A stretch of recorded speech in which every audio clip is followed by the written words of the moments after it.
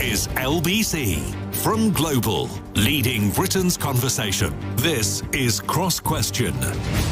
And I'm Simon Marks, in for Ian Dale, and once again, helming Cross Question tonight. We do this every Monday, Tuesday and Wednesday on Ian's programme. You can ask any question you like to our panellists over the next hour.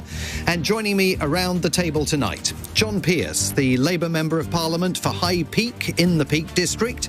Andrew Rosindell is the Conservative MP for Romford in Essex.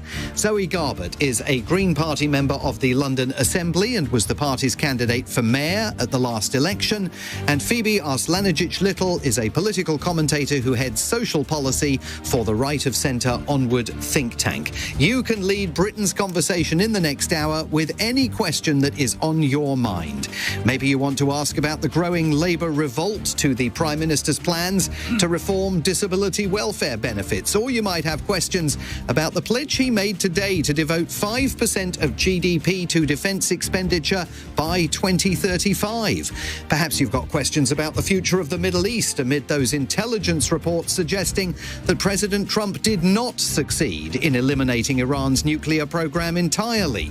Or you might want to ask about Glastonbury's decision to ignore Sir Keir Starmer's appeal to deny Kneecap a gig at the festival. Alternatively, send us an idea for the fun question of the night that I'll put to the panel at the end of the hour. On Cross Question, it is your question that sets the agenda. And if you fancy watching us instead of just listening, you can find us in glorious Technicolor now, live on the LBC app. Call 0345 6060 973. Text 84850. Cross Question. Watch live on both Global Player and the new LBC app. This is LBC. And our first question of the night comes by telephone. Kenneth has called 0345 6060 973 from Dundee. Good evening, Kenneth. What would you like to ask the panel? Good evening. It's about one specific aspect of the justification for the cuts in benefit, and that's that Liz Kendall and a lot of other people who I've heard justifying the cuts, is that the current system traps people on benefits. I wonder if the panel know how the system works. The system designed entirely by Ian Duncan Smith, George Osborne, David Cameron. For disability benefit, it's got nothing to do with ability to work. UC specifically encourages disabled people to work. It's designed to allow you into work, even though you're disabled. You will not lose your benefit. If you're found unfit for work, you're actually encouraged into work. That was a big change from the old system. Kenneth, what's the question? The question is, do the panel agree or understand that the current system does not trap people on benefits? It's designed by Ian Duncan Smith to do the exact opposite. Andrew Rosindell. So I disagree with what's been said, because I think we should cut the amount we're spending on welfare in this country. It is simply unsustainable. So I'm disappointed that the government aren't actually going further. What we should be doing is reforming the welfare system completely to encourage as many people as possible to get back to work. We cannot sustain a situation whereby so many people are now living off benefits. The country cannot afford that. So we need to be radical. However, we need to be fair to those who are genuinely in need of that support. There are disabled people, there are people on long-term sickness, and the system, whatever system it is, whether it's designed by the previous government or this government or a future government, it should be aimed at helping those who genuinely really do need that support, rather than a system that people can benefit from by claiming they've got an issue and the system being too generous, because we haven't got the money. It's as simple as that. The country is pretty much bankrupt. So we can talk as much as we like. We're going after the wrong people then. Well, maybe. And then you can ask the Labour government about that. They've got to decide these things because they're now in power. I'm not saying we got everything right at all. But what I do know is that the whole argument needs to be shifted to how do we get people back to work, how do we reduce the welfare state, and how can we live within our means again? I really reject. Let me get to. So Virat in Ealing has texted this question in: if we accept that the welfare bill is too big, how should it be reduced? Andrew Rosindell. So you can only reduce the welfare bill once you give people incentive to go back to work and come off benefits. If benefits are so generous that it's easier to stay at home and claim benefits, and there's no real incentive to go back to work, you're never going to solve the problem. So you do need, I'm afraid, in certain cases, to be quite tough with some people, because there are a lot of people in this country, and there's people that come to this country as well, who finish up on long-term benefits, which the country simply cannot afford. So we have to get people back to work one way or the other, and Labour is now having to deal with this serious problem. We tried to deal with it. Perhaps we didn't succeed as much as we should have done. But every government, whoever's in power, is going to face the same problem. We cannot be a nation that lives off benefits. We have to be a nation that works, gets up in the morning and builds a strong nation. And if people are incentivised not to work because the benefits are so generous, then the system is failing. Zoe Garbett. I really reject the frame that anyone is just at home and on benefits and there's not work that they want to do. I think this framing that disabled people are exploiting the system is really unpleasant and really unhelpful. I think that there's, we've got experts saying that there's not even the accessible jobs for lots of people to do. We've got people at home that are being talked about that need assistance to dress themselves, get exhausted. We've got people on long COVID who have tried to get back to work. If you talk to people who would love to work, but they just can't because they get so exhausted. But to get to Virat's question, if we accept that the welfare bill is too... So you don't accept that the welfare bill is too big? I think it needs to be reformed, and we'd push for... So the Greens are really supportive of a universal basic income and a completely different way of funding and supporting people to participate in society. Where's the money coming from? Well, I'd tax the rich. Oh, you tax the rich, I think we need to close loopholes around Half of them are leaving already because we're being taxed too far. It's an absolute myth that people will leave. And you've got the... If you want to bankrupt the country even further, adopt the Green Party policy. I'd rather a few millionaires left and we kept our disabled people alive. I'd rather attract the millionaires in and they can pay for public services. Zoe, do you really believe that the amount of disability in the nation has doubled in the past few years? Do you think that's totally credible? As in from the stats that you were just talking about? Yes. But I think that shows that we've got a very sick nation. Like, if you think that people were being provided with... So it'd be interesting. I was going to ask when you were talking, like, for me, what I heard is that people need health support because they now are unwell. We've got a very sick nation. We've got high poverty.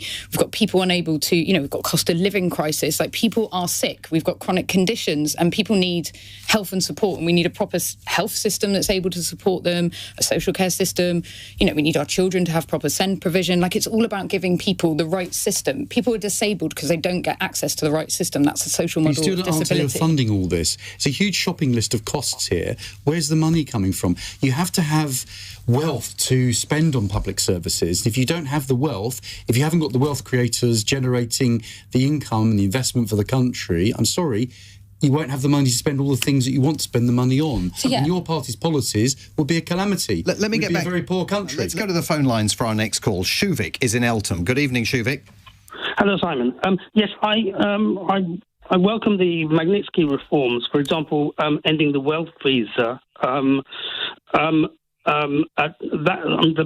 The London housing market still needs to be properly reformed. Does the panel believe in wealth taxes, reforming wealth taxes to pay for social care?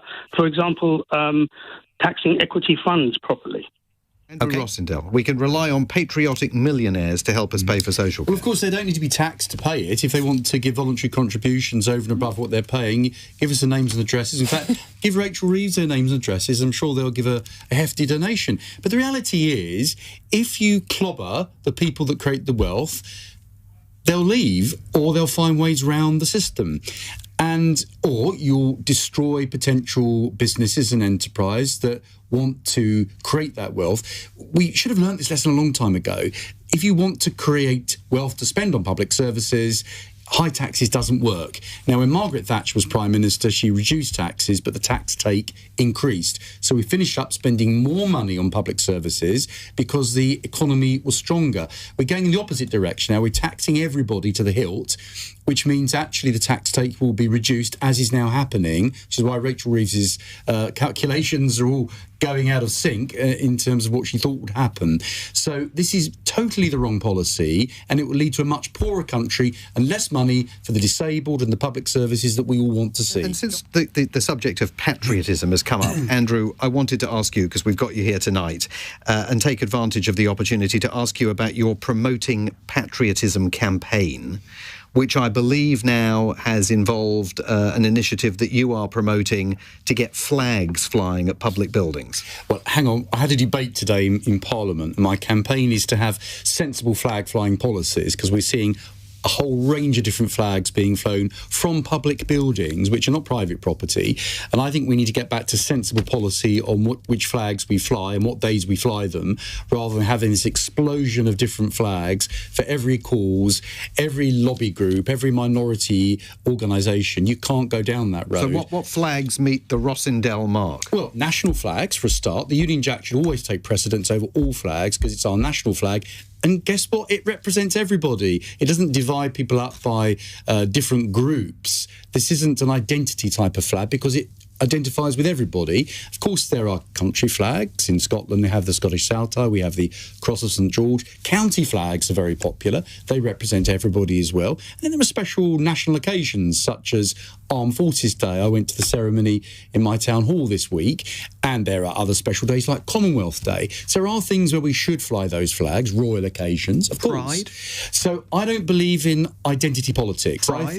I don't believe in any type of identity flag, because if you fly one, you have to fly every single potential group that might have a flag. You can't say we're going to fly for that group but not the other group. So we need to get back to being sensible. And by the way, you mentioned the particular pride flag. There are dozens and dozens of different types of pride flags available now. So what one would you fly? I'm absolutely bemused by the amount of flags that we could potentially fly. But councils simply shouldn't be wasting their time on these arguments. Okay. Let's focus on keeping the streets clean and providing public services. The Union Jack is good enough. All right, let me briefly see what the other panellists think of that. John Pearce?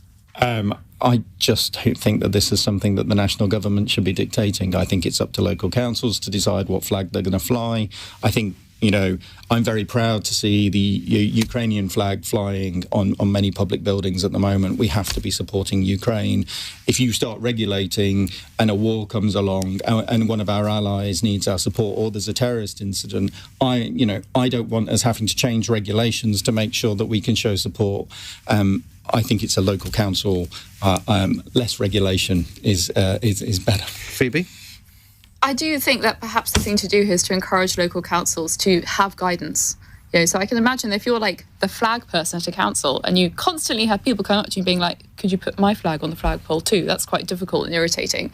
Maybe some guidance. Maybe we can put together some standard national guidance that people can use. I'm also not sure it's that's precisely what I'm actually proposing. Oh, great. We need sensible guidance. I'm not saying government can impose it on a town hall, because they are elected, so they make the decisions. But if I can just quickly come back on the Ukraine flag, John, I am not against where there's a national disaster in a particular friendly country, or there's a war of some kind. I was very in favour of flying the Israeli flag after October the 7th. I'm in favour of flying the Ukraine flag. The issue is, how long do you keep it up? That's the issue. You can't keep foreign flags up forever. You have to have a certain cut-off point. It's a bit like when someone dies, you do it half-mast. They don't stay up forever. At some point it comes down. So there needs to be sensible guidelines on these things. That's all I'm arguing. Our next question comes from Tim in Mansfield, who has texted in to say that he has a 19-year-old son in the armed forces, and his question is whether the pledge to spend 5% of GDP on defence by the year 2035 is too little, too late, and will we regret not setting a much earlier deadline? Andrew Rosindell. So we have been spending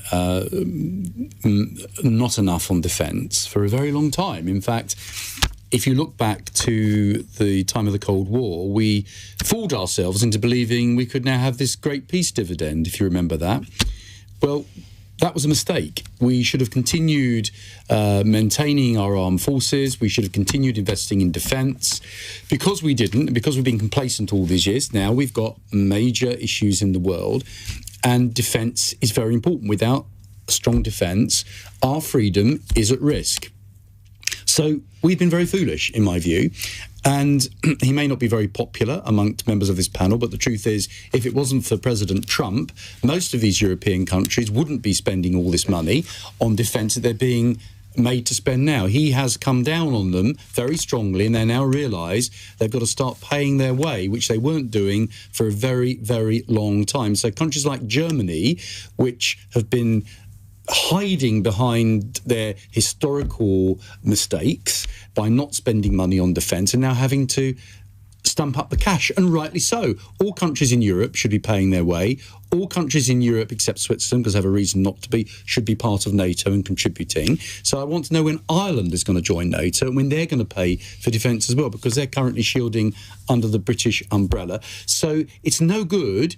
If we care about this country's freedom, we have to have strong armed forces and strong defence, and we have to build a strong NATO again. Well, we have a follow-up question, which Andrew has managed already to answer, but it comes from Michael in Rains Park, who asks, has President Trump, also known as Daddy, which of course is what Mark Rutte, the NATO Secretary-General, jokingly referred to him as today, has President Trump received enough credit for getting the vast majority of NATO members to sign up to 5% of GDP on defence, thus keeping all of us in Europe safer? Maybe if NATO had listened to him during his first term, the world would be much safer than it is today. I think Andrew's already answered the question. 5% issue. At a time of international instability, where it is perfectly possible to imagine a series of circumstances in which Vladimir Putin does not stop with Ukraine, does not get satisfied sufficiently with Ukraine, whatever you think of Donald Trump and all of his the whole persona, the fact that he's got NATO members to sign up to 5% of GDP on defence has to make the continent safer, doesn't it? I think, well, it depends if you think that just investing in arms is the way forward to world peace, if that's our ultimate aim. And I don't think it is. I think there's other things we should be doing. There's no conversations here about negotiations and peaceful, bringing people together to have peaceful discussions. We've seen that happen in the Troubles in Ireland. We saw that happen in apartheid South Africa. And I think it's getting back to those principles and just moving away from this, just constant investment in arms. Andrew Rosindell, I'll let you have one more bite of the cherry. Well, I'd be interested to see how Zoe would get on with the Ayatollah and the Iranian regime after the terrible atrocities they're committing and the threats they're posing against their neighbours and, of course, the West. Equally so, I don't know how you get on with Mr. Putin and whether you can solve that one by appeasement. And we've got China too, and they're also a bigger threat, and global terrorism we're seeing. The idea that we are just going to be left unprotected and hope they'll come and talk to us nicely and we can all solve it in a nice way. I'd love to see that happen, as we all would. But the reality of the world we're living in is that doesn't happen. You need to have defence if you want peace. If you don't have defence and you go for a policy of appeasement, which clearly is what the Greens are doing, I have to tell you that history shows that it ends in calamity. We need peace through strength, and that is what Conservative governments have done. That's what all Labour governments have done. I don't honestly believe the vast majority of British people believe we should disarm, which is effectively what you're saying.